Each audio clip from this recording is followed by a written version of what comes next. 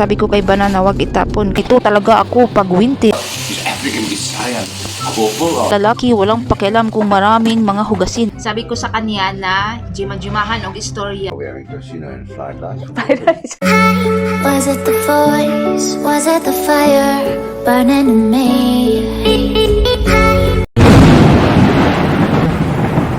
Early in the morning, nandito na naman kami, mag-delivered ko og money. Kahit maulan, so kayod pa rin. Ganyan talaga ang buhay. Kayod pala ka para may piso-piso pang araw-araw. Anyway, maadyong buntag di ay mga kahigala. Unsay maadyo na to karong adlaw. Di na abri na ang gate. Kaya na siya gichatan nga, please abrihin na itaon ni Char. Pilipina pala siya mga kahigala, Bisaya din. Palagi din to siya mag-support sa amin ni Banana. Yang suot niya na pink na jacket, baligya namin yan. Oh, di ba? Di na ako nagkuha ng video mga kahigala kay medyo mahihiya ako. Alam niyo naman si Higala nga mahiyain mag-vlog-vlog. Buti na lang at nagkuha ako ng picture one time na nag-delivered ako. Yan si Arnie. Magkalapit lang kami ng bahay. Pwede lang mabaklay. Kaso lang delikado talaga dito pag magbaklay. Alam niyo naman. Basta South Africa. Sure na. Papunta pala kami ngayon sa dump shop. Ambot mo si tawag ano dump shop. Mora lagi ni kanibang ipanglabog ang mga plastic ug mga batol. Kani ganing buguon ka.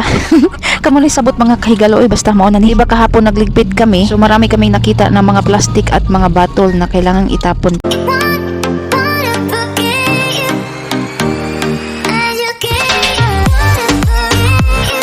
Linis siya na shop, hindi siya kalat, no? I mean, hindi siya madumi ba? Pagkatapos namin dito mga kahigala, pupunta kami sa mall. Medyo marami kaming lakad ngayong umaga ba? Magpadala ng pera si Banana o Lala doon sa Pinas. Medyo maaga kami nagpadala. Lapit na ang karawan ng aming Junakis. Plano namin to na itapon, pero sabi ko kay Banana, wag itapon kasi okay pa naman, baligja na mo, no? Para makasapi pud mi. Uy, ubay-ubay din na ibibinta namin doon sa shop na mga gamit namin sa bahay. Para kaunti na lang ang aming dadalhin sa aming paglipat. Bili na lang din kami ng bago doon. Super hassle talaga. Paglipat dito, lipat doon. So, nandito na pala kami sa Somerset Mall. Dito talaga kami palaging magpapadala ni Banana ng pera sa Western Union. Malaki siya na mall. Balik na naman ganyan itong video na. Nagkuha naman kong video din ng Dapita God. Pero wala man akong ibang ma-share sa inyo. So, balik-balik na lang. Og sa dihang gibati kog kahiun. Ganito talaga ako pag winter palaging umiihi. Nandito na pala kami sa Western Union.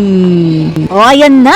Og sa dihang nangihi na jud ko parang baboy na naanay. Di halatang virgin. Mani ilang bathroom, napakalinis. And then si Banana naghintay sa akin sa labas. Nagutom kaming dalawa mga kahigala. So punta muna kami dito sa Wimpy. Wala pa kasi kaming mga breakfast. Order muna kami ng maiinom. Akin is hot chocolate. Kay Banana naman is Wimpy coffee. Ito pala ang loob ng Wimpy. Maraming kumakain early in the morning. And then si Banana busy kakakakakatok-tok. Ang mall medyo tahimik pa. Kay early in the morning pamanlagi, and then ang mga tao natutulog pa labi na karon kay umuulan. O ayan na ang aming food. Same kami ni Banana. Pagkatapos namin kumain, mag-open na kami sa shop.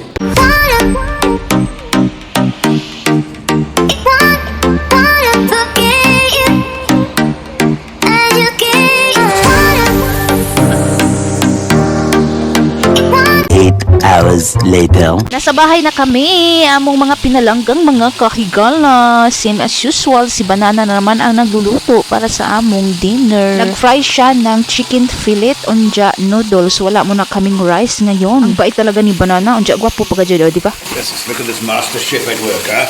He's even got his African Visayan couple on. Yeah. He's busy cooking up a storm here. And Madame is sitting here. What? What?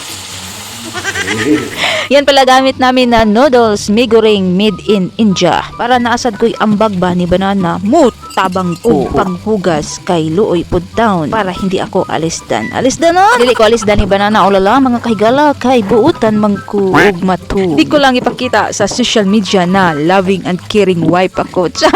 Sana all loving and caring noon. Itaw mga kahigala, kailangan ko talagang sundin si Banana o Lala sa kanyang mga ginagawa kay medyo makalat siya pag masipag magluto. Yan naman talaga ang mga lalaki, walang pakialam kung maraming mga hugasin basta kay nakaluto sila or mga kalat. Pasalamat ako ng malaki kasi ito si Banana marunong magluto. Igaya sa ibang lalaki na parang prinsipe. Wait lang na bibigyan ng pagkain sa asawa. In short, himuon ra og mid. Pero hindi lahat mga kahigala ha. Ako swerte kay Banana kahit walang pera, mabait naman. Ready na ang aming food mga kahigala. Kain tayo. Salamat pala kay Banana. Ulala. The next day. Today is, nandito na naman kami sa shop sa Pamandiay, no?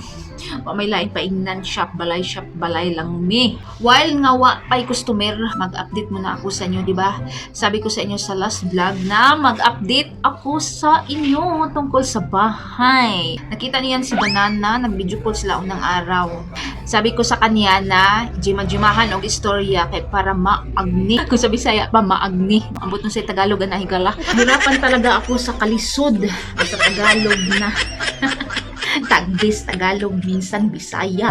May maganda kaming balita ni Banana dahil sa maadyo mo Jima si Banana nag-say yes na! Sa wakas, may bahay na kami. Saan pala kami lilipat? Babalik na naman kami sa Eastern Cape. Balik-balik lang kami ba? Elderbirds, Eastern Cape. Eastern Cape. Elderbirds, Eastern Cape. Ganyan ang buhay. Balik-balik.com. Pero malayo ako doon sa mga jumiga ko na Pilipina. Diba? May mga jumiga ako doon sa Eastern Cape na 5 yata, oo 5. Ngayon wala. Doon sa tinitirhan namin, walang Pilipina. Doon kami sa small town. Magbiyahe pa ng mga 35 minutes yata bago magpunta sa place nila. Hindi ko alam kung magkita-kita ba kami every week. Kay mahal na ang diesel ngayon. Swerte na siguro pag may once a month na magkita-kita kami. Pero di ako mag-expect. Ay, sa aming 5, isa lang ang marunong mag-drive. Yan yung malaking problema.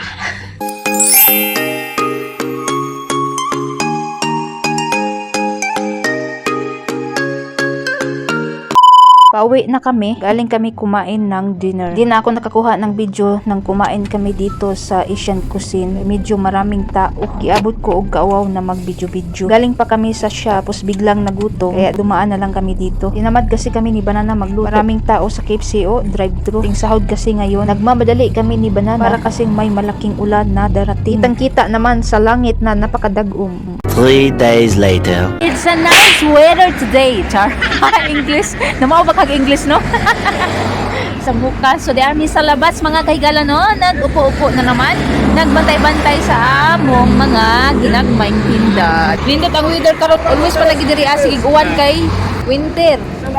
Di ka mandungog ang ahong tingog kay lagi di ako gawas. Wala ka no ng labay kay Saturday man lagi ron, no?